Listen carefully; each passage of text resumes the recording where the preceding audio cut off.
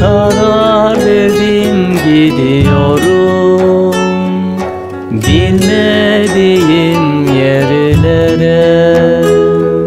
Seni söküp atıyorum sevmediğin yüreğimden. Sana sitem etmiyorum, kendim edip buluyorum. Aslında ben etmedim, yüreğime dinletemedim.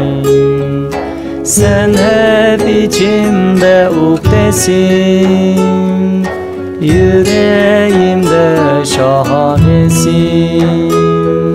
Sensizlik çok acımtıran, lütfen yüreğimi bırak.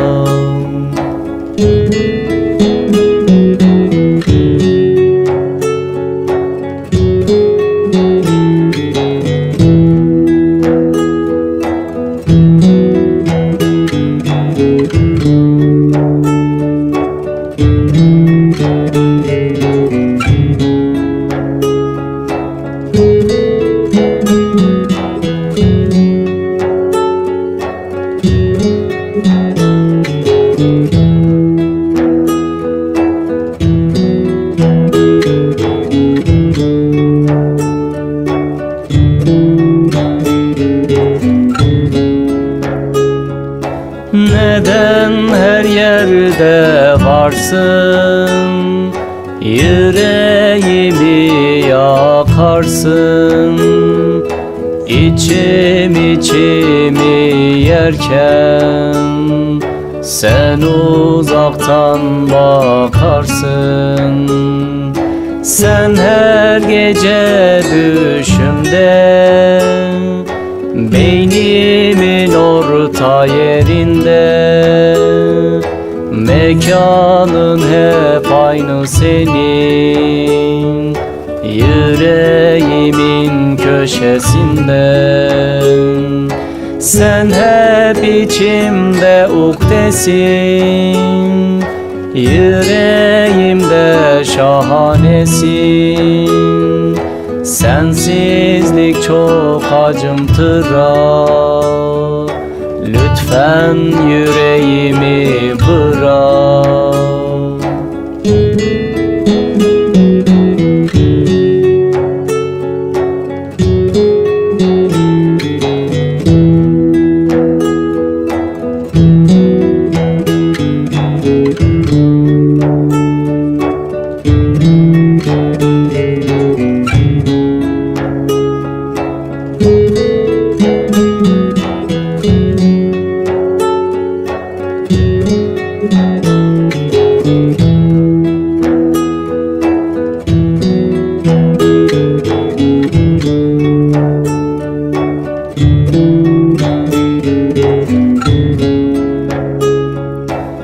Uzaktayken dibimdesin, biliyorum farkındasın.